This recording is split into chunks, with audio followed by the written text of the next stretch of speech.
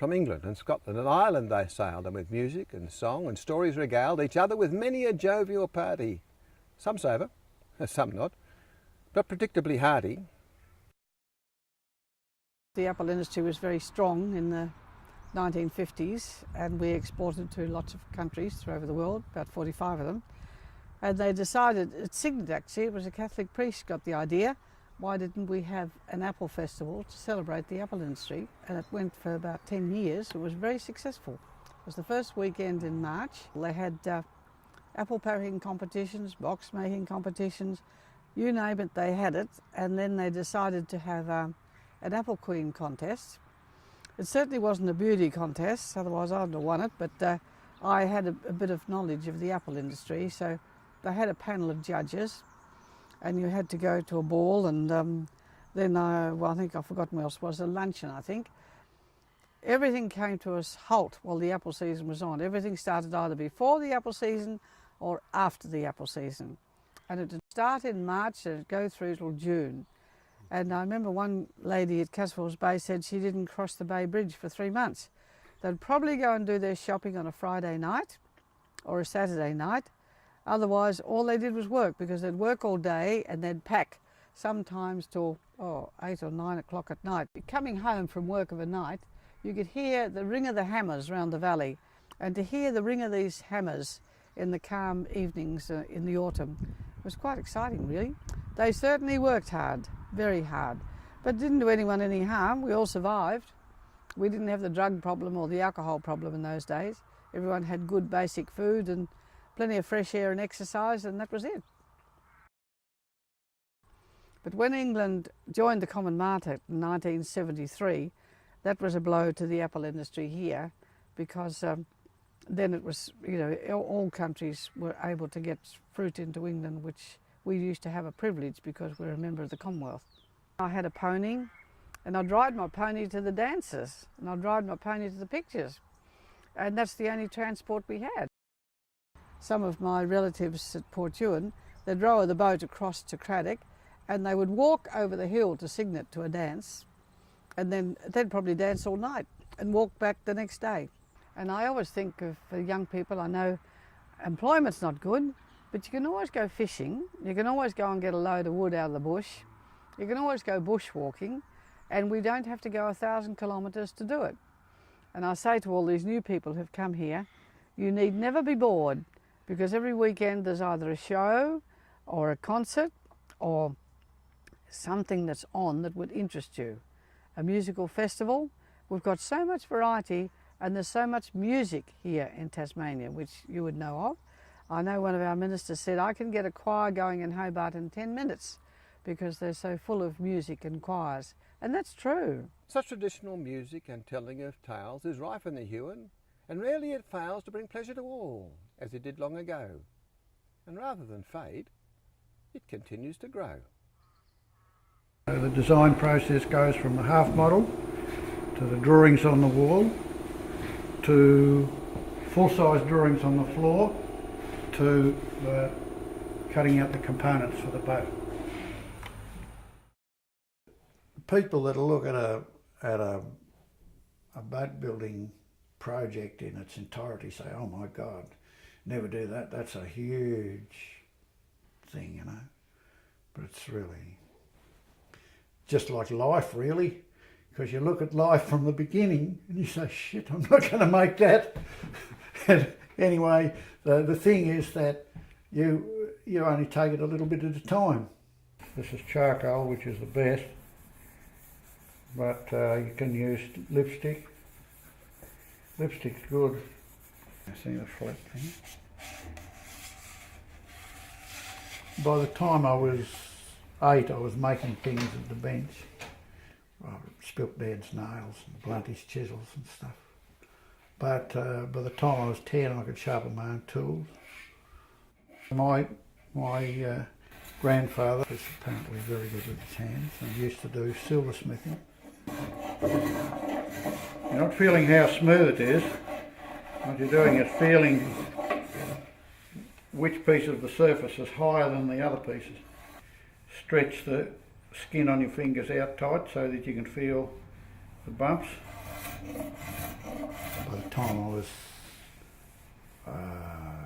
13 or 14, I could read about design and work from a boat design. And I started to build a boat when I was about 14 or 15, but never got finished. One of those things that young fellas try and do and haven't. They've got other things that suddenly interest them. Well, I really get uptight when people who are associated with the arts deny that boat building is an art. I mean, it's not really a trade. It knows so many different things, and be able to, it's not a matter of picking up a piece of wood and cutting it out and nailing it onto another piece. You've got to be able to read what's inside that piece of wood. It is in there, the way that it flexes and feels, and what they say is that you only really start building good guitars after the first 100. And I reckon that's pretty true, because there's a point where you can tell, what feels like 5 pounds or what feels like 10 pounds, or how much deflection a top has, and I don't know how you know. Just over years, you just know that, oh, that's too soft, or that's just right, or that's too stiff. I still do a little bit of teaching, not a lot. Every couple of years I do some guitar making courses as well, and they're kind of good fun, and it's something that I'll probably get into more and more down the track, to try and share my skills, because I think timber is a fantastic material and it should be used. You should get a higher pitch here, even higher there, and a little bit lower somewhere in between. Yeah, the shorter the bit of wood, the higher the pitch. But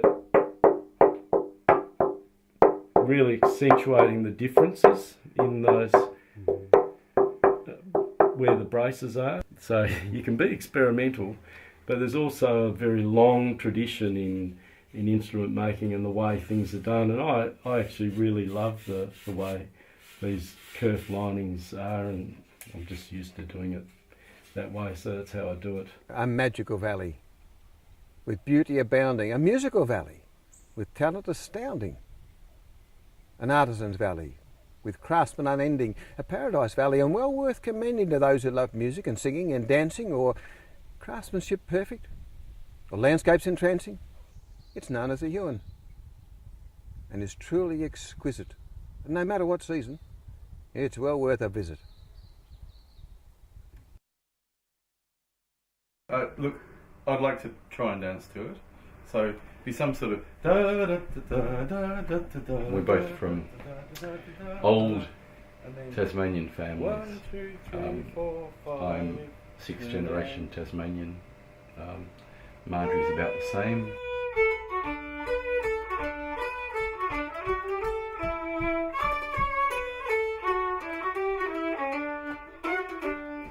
I came across a guy called Fred Pryback who alerted me to a collection in the National Library, and what I became aware of was that there was a very strong continuous tradition of dance tunes being played and dances being done, passed from generation to generation. Music that had come from around the world, that had come from Scotland, England, Ireland, the Americas, Scandinavia, Poland and France, and it had sort of stayed here and changed, and tunes had cross-pollinated with other tunes from other places up until the mid-1960s, when the apple shed and shearing shed and mutton bird shed dances died out. I picture 2 cousins somewhere in the British Isles getting on 2 different ships, and one went to America and one came to Australia, and they both took the same tune with them, and in the United States it became one thing, and in Australia it became another thing, but you can still hear that common root. I got in contact with the National Library and I got everything they had, and the next 2 years it was sitting around listening to the tapes, trying to figure out how to play them on guitar mostly, getting Marjorie to check my transcriptions and writing them down, and eventually coming up with some great tunes. And Marjorie immediately said, well, that'd be a good teaching tune.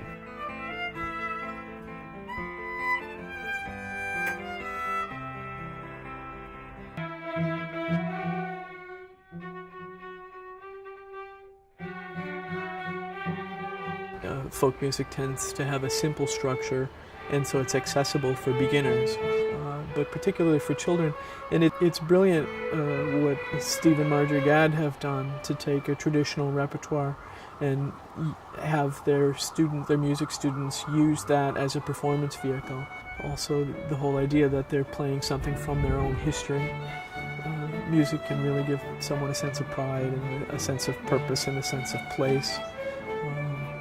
Traditional folk music has a really good way of doing that. Folk music at its very best.